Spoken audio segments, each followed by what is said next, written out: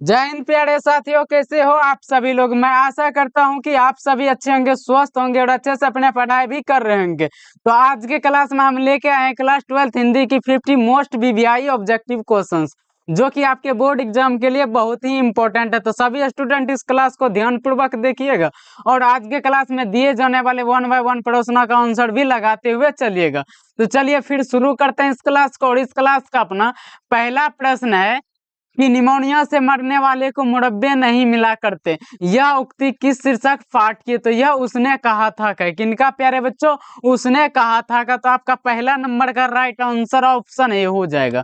और आपका नेक्स्ट प्रश्न है कि रिकंस्ट्रक्शन ऑफ इंडियन पॉलिटी नामक पुस्तक किसने लिखी है। तो ये जो पुस्तक लिखी है प्यारे बच्चों, ये जयप्रकाश नारायण जी लिखी है। तो आपका सेकंड नंबर का राइट आंसर ऑप्शन सी हो जाएगा। और आपका 3 नंबर का प्रश्न है कि बिहार में हिंदी की वर्तमान स्थिति विषय पर लेख के लिए किसने सर्वोच्च पुरस्कार प्राप्त किया। तो ये जो सर्वोच्च पुरस्कार प्राप्त किया है प्यारे बच्चों, ये जयप्रकाश नारायण जी ही प्राप्त किया। तो आपका 3 नंबर का राइट आंसर ऑप्शन डी हो जाएगा। और आपका 4 नंबर का प्रश्न है कि हिंदी कहानी के विकास में मील का पत्थर कौन सी कहानी मानी जाती है। तो ये उसने कहा था। तो आपका 4 नंबर का राइट आंसर ऑप्शन ए हो जाएगा। और आपका 5 नंबर का प्रश्न है कि बातचीत शीर्षक निबंध के अनुसार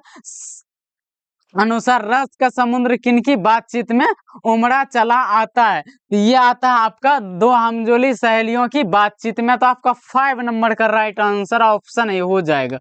और सभी स्टूडेंट इस क्लास में बनने वाले सभी प्रश्नों को नोट भी करते हुए चलिएगा। और आपका नेक्स्ट प्रश्न है कि अपने जीवन के अंतिम दिनों में किसने नारीत्व की भी साधना की थी। तो वो की थी प्यारे बच्चों आपका महात्मा गांधी जी। तो आपका 6 नंबर का राइट आंसर ऑप्शन डी हो जाएगा। और आपका 7 नंबर का प्रश्न है कि 1974 में छात्र आंदोलन का नेतृत्व किसने किया। तो 1974 में छात्र आंदोलन का नेतृत्व जयप्रकाश नारायण जी किया है। तो आपका 7 नंबर का राइट आंसर ऑप्शन ए हो जाएगा। और आपका 8 नंबर का प्रश्न है कि जयप्रकाश नारायण के अनुसार देश का भविष्य किसके हाथों में। तो देश का भविष्य नई पीढ़ी के हाथों में है। तो आपका 8 नंबर का राइट आंसर ऑप्शन बी हो जाएगा।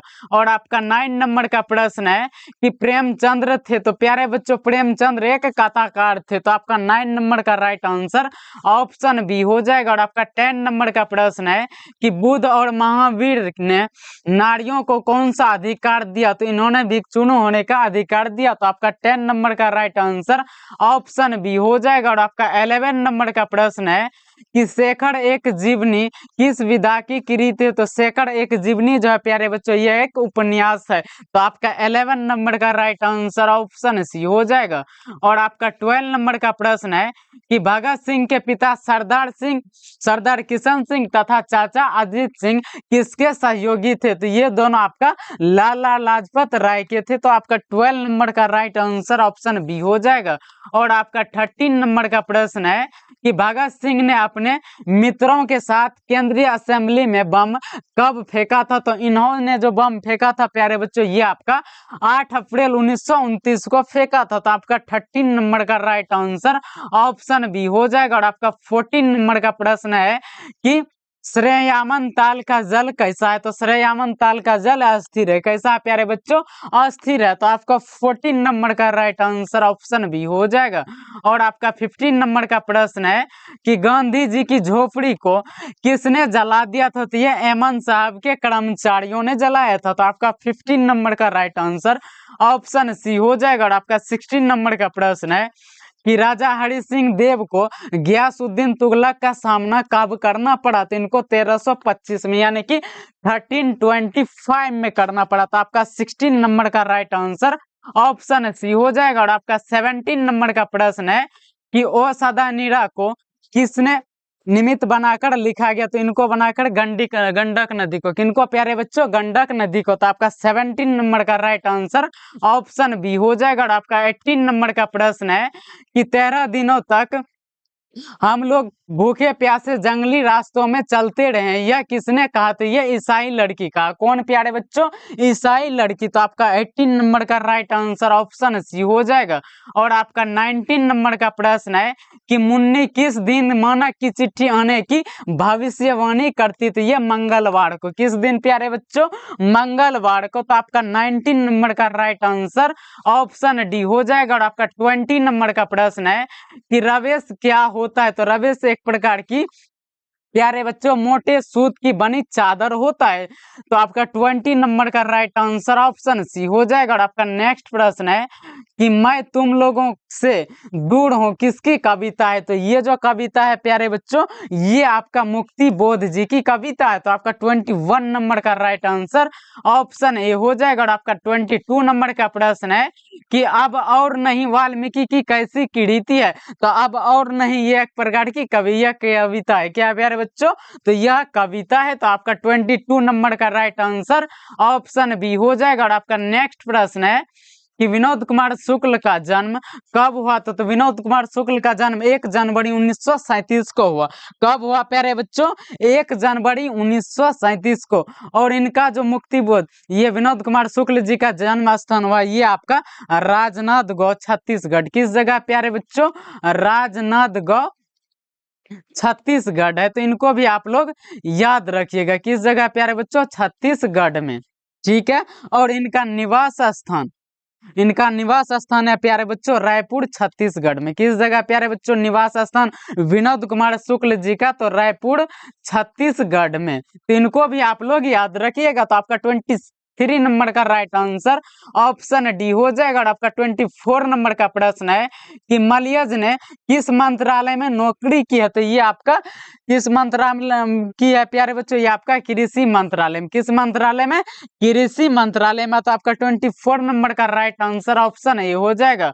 और आपका 25 नंबर का प्रश्न है कि कहानीकार को सपने में बोलने और चीखने की आदत है, यह किसने बतलाया? तो यह कहानीकार की माँ बतलाई। किन प्यारे बच्चों?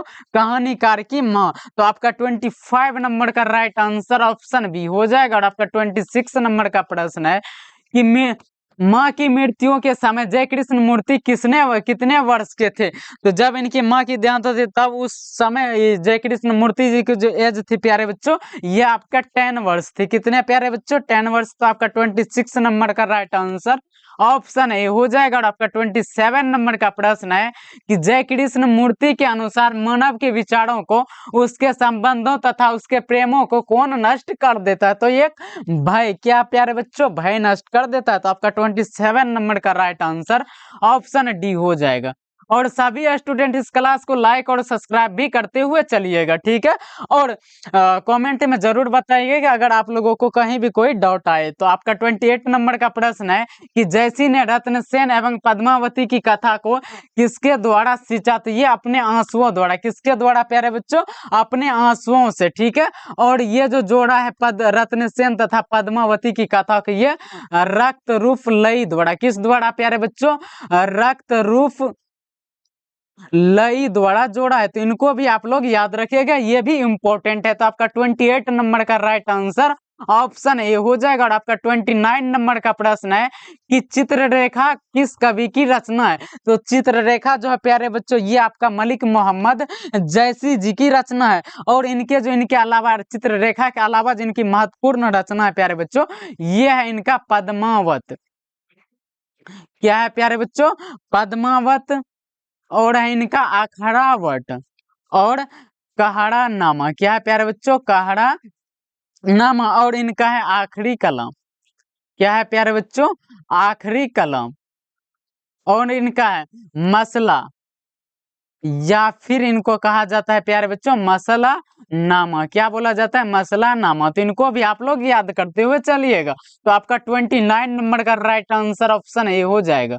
और आपका 30 नंबर का प्रश्न है प्यारे बच्चों कि जैसी का काव्य किस प्रकार गंभीर एवं व्यापक है? तो ये समुद्र की भांति। किसके भांति प्यारे बच्चों? समुद्र की भांति गंभीर एवं व्यापक है। तो आपका 30 नंबर का राइट आंसर ऑप्शन सी हो जाएगा। और आपका नेक्स्ट प्रश्न है प्यारे बच्चों 31 नंबर की कि जागिए ब्रजराज कुंवर कंवल कुसुम फूल है, यह जो पंक्ति है किस शीर्षक कविता की है? तो ये जो है प्यारे बच्चों ये आपका सूरदास के पद की है। किनकी प्यारे बच्चों? पद की है। किसके पद की? तो सूरदास जी के पद की। एक और पद है वो तुलसीदास की, बल्कि ये सूरदास की पद की है। तो आप लोग इनको याद रखिएगा। तो आपका 31 नंबर का राइट आंसर ऑप्शन ए हो जाएगा। और आपका 32 नंबर का प्रश्न है प्यारे बच्चों कि सूरदास की रचनाओं की भाषा क्या है? तो सूरदास जी की रचनाओं की भाषा ब्रज भाषा है। कौन सी भाषा प्यारे बच्चों? ब्रज भाषा। तो आपका 32 नंबर का राइट आंसर ऑप्शन बी हो जाएगा। और आपका नेक्स्ट प्रश्न है कि कृष्ण कहाँ बैठकर भोजन कर रहे हैं? तो ये आपका नंद की गोद में। किसके गोद में प्यारे बच्चों?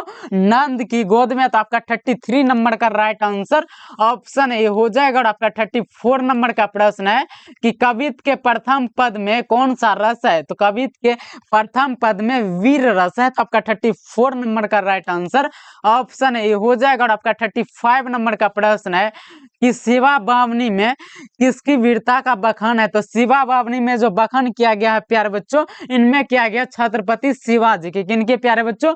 छत्रपति शिवाजी की शिवा बावनी में। और छत्रसाल दशक में किनमें प्यारे बच्चों? छत्रसाल दशक में। इनमें जो किया गया है प्यारे बच्चों महाराज छत्रसाल की वीरता का बखान। किनका प्यारे बच्चों? महाराज छत्रसाल की वीरता की बखान की, वीरता की बखान की। ठीक है, तो इनको भी आप लोग याद रखिएगा। तो आपका 35 नंबर का राइट आंसर ऑप्शन ए हो जाएगा। और आपका 36 नंबर का प्रश्न है प्यारे बच्चों कि मैं असहाय विवश बैठी ही रही, उठ गया छोना मेरा। यह जो पंक्ति है किस शीर्षक पाठ की? यह पंक्ति का जिक्र आपका पुत्र वियोग में। किनमें प्यारे बच्चों? पुत्र वियोग में कहा गया। जबकि एक माँ की पुत्र उनको छोड़ करके इस संसार से चली जाती है, तब माँ कल्पित होकर उस बच्चे की याद में कहते हैं कि मैं असहाय विवश बैठी ही रही, उठ गया छोना मेरा। ठीक है, लेकिन फिर भी कोई कुछ ना कर सका। तो ये आपका पुत्र वियोग किया। तो आपका 36 नंबर का राइट आंसर ऑप्शन सी हो जाएगा। और आपका 37 नंबर का प्रश्न है प्यारे बच्चों कि क्रस्ट वेट गर्ल्स स्कूल में सुभद्रा कुमारी चौहान की प्रिय मित्र कौन थी? तो इनकी प्रिय मित्र महादेवी वर्मा जी थी। तो आपका 37 नंबर का राइट आंसर ऑप्शन ए हो जाएगा। और आपका 38 नंबर का प्रश्न है प्यारे बच्चों कि जादू टूटता है इस उषा का अब सूर्योदय हो रहा है, यह पंक्ति की शीर्षक पाठ की। इस लाइन में ही छिपा है उषा। तो ये किनका है प्यारे बच्चों?